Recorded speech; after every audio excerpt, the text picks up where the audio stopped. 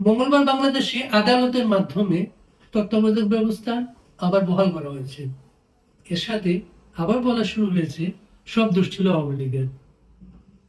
বাংলাদেশের এই প্রজন্ম বিএনপিকে ক্ষমতায় দেখে নেয়, তাই তারা জানে না তত্ত্বাবধায়ক সরকার নিয়ে বাংলাদেশে আসলে কি ঘটতেছিল।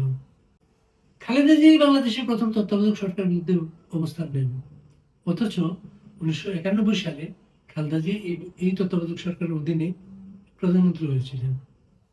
আর ক্ষমতায় গিয়ে বলতে শুরু করেন পাগল আর শিশু ছাড়া কেউ বাংলাদেশে নিরপেক্ষ না।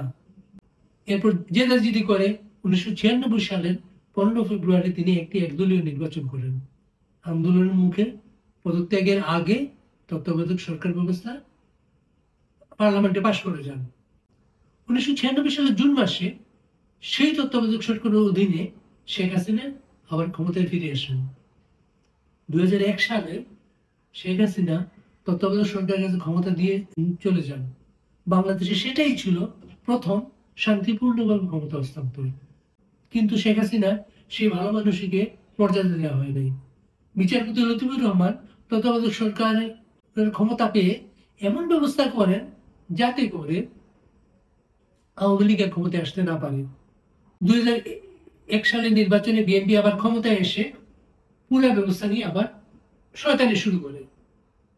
প্রথমে তারা পছন্দের তত্ত্বাবধায়ক সরকার পেতে বিচারপতি কে এম হাসানের বয়স পদ্ধতি নিয়ে সংশোধনী আনে। এত বছর বয়স পর্যন্ত একজন লোক প্রধান বিচারপতি থাকতে পারবেন, কারণ তিনি প্রত্যেক পরে তার তত্ত্বাবধায়ক সরকার প্রধান হবেন।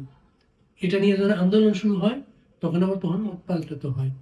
এরপর বিএনপি তত্ত্বাবধায়ক সরকার নানা অপশন থাকা সত্ত্বেও বিচারপতি ইয়াজউদ্দিন তাদের পছন্দের রাষ্ট্রপতি তাকে তত্ত্বাবধায়ক সরকার করে সরকার দাঁড় করায়, যাতে সেই সরকারের অধীনে নির্বাচন করে তারা ফিরে আসতে পারে। আন্দোলনের কারণে সেটাও সম্ভব হয়নি। দেশে 111 আসে। তত্ত্বাবধায়ক সরকার ব্যবস্থা বহালের সাথে সাথে মঙ্গলবার আদালতে আরেকটা সিদ্ধান্ত হয়েছে, গণভোট পদ্ধতি পুনর্বহাল করা হয়েছে। গণভোট পদ্ধতি বাংলাদেশে প্রথম জিয়া শুরু করেছিলেন। জেনারেল জিয়া তিনি রাষ্ট্রপতি বা ক্ষমতার যোগ্য এটা প্রমাণের জন্য না গণভোটের ব্যবস্থা করেন।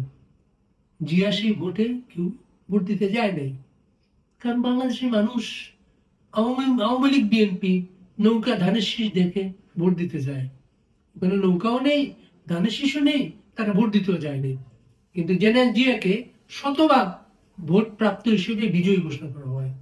বাংলাদেশে ভোটারবিহীন নির্বাচনের জনক এভাবে জেনারেল জিয়া এবং বিএনপি। এরপর এসব ক্ষমতায় এসে একইভাবে আবার গণভোটের ব্যবস্থা করেন। তিনিও জিয়ার মতো তিনি ক্ষমতার উপযুক্ত ঘোষণা করার জন্য সেই ব্যবস্থা করেছিলেন। সেই ভোটেও কোনো কেউ ভোট দিতে যায় নাই। জিয়া এরশাদকেও শতভাগ ভোটে বিজয়ী ঘোষণা করা হয়। এরপর এরশাদের পতনের পর বিচারপতি সাত্তারকে তত্ত্বাবধায়ক সরকার প্রদান করা হয়। বিচারপতি সাত্তার তত্ত্বাবধায়ক সরকার প্রদানের সময় একটা শর্ত দেন যে তিনি ইলেকশনের পরে আবার বিচার বিভাগে ফিরতে হবে। এই শর্ত পূরণের জন্য তখন সংবিধান সংশোধনের দরকার ছিল। সেই সংবিধান সংশোধনের গণভোটের ব্যবস্থা করা হয়। বিচারপতি সাত্তার বিচার বিভাগে ফিরতে চান, সেই নির্বাচনেও কেউ ভোট দিতে যায়নি। বিচারপতি সাত্তার জাতির বিবেকের মতো কথা বলতেন, কিন্তু তাকে কেউ ভোট দেয়া নাই এমন একটা ভোটের ফলাফল নিয়ে শতভাগ বিজয়ী হয়ে তিনি ফিরে যান বিচার বিভাগে। বাংলাদেশে এভাবে ভোটারবিহীন নির্বাচনের গণভোট আবার নিয়ে আসা হয়েছে আদালতের মাধ্যমে। এখন ডক্টর ইউনূস চাইলেও হঠাৎ একদিন বলতে পারেন জনগণ আমাকে চায়, এ বলে গণভোটের ব্যবস্থা করে ফেলতে পারবেন। ভোট কেউ না দিলেও উনি ঘোষণা করতে পারবেন জনগণ আমাকে চায়, অথবা আমিও ক্ষমতায় থাকলাম।